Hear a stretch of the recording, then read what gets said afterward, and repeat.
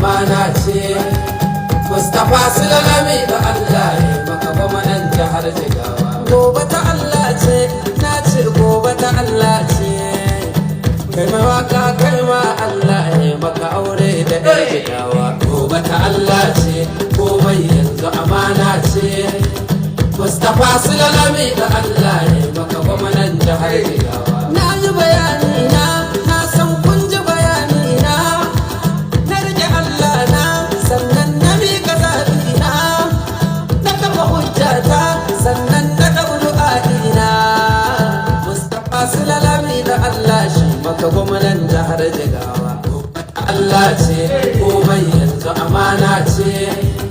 Mustapha Sulalami da Allah ne maka gwamnan jihar Jigawa. Masu kiɗa burjik su ma masu rawa burjik mai kuɗi da haba rarara da kai nake ka kulle ɗaki kana waka kana mamin kana tsalle a zuwan babu abin da ya dame ka kuma wakan nan ta ɗan takarar gwamnan jihar Katsina ce da ta Umar Dukwarata.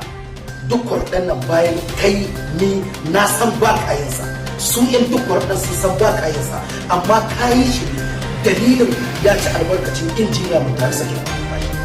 Idan har ku injiniya Mutare Sakin Baki zai ci albarkacin da zaka ci zai ci albarkacin wannan waka a ce mai girma zababban gwamnan jihar Kano Dr. Abdullahi Umar Ganduje bai ci arzikin ka zo kai dan takararsa da ya nuna dan jihar mu a jihar Kano tattara su su gawuna ba sai ka je ka dige da can to ka kaddara ma mai girma gwamna in ba ka yi dan albarkacinsa ba ka yi dan albarkacin wanda yake taimakon ka a gwamnatin jihar Kano mai girma Alhaji Dr. Murtala Sula Galadima Garo.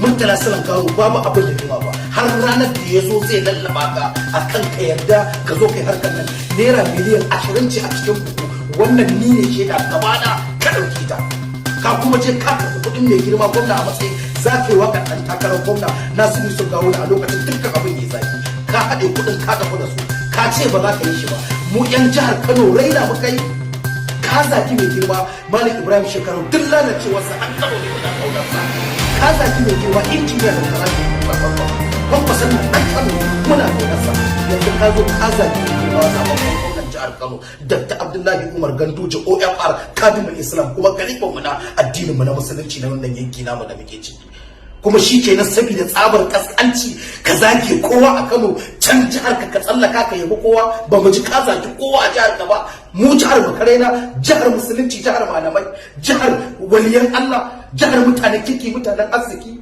sai mu ji kana barin zance kana zuwa har kana wata magana wallahi rara sai tuna ni ka taka da kai duk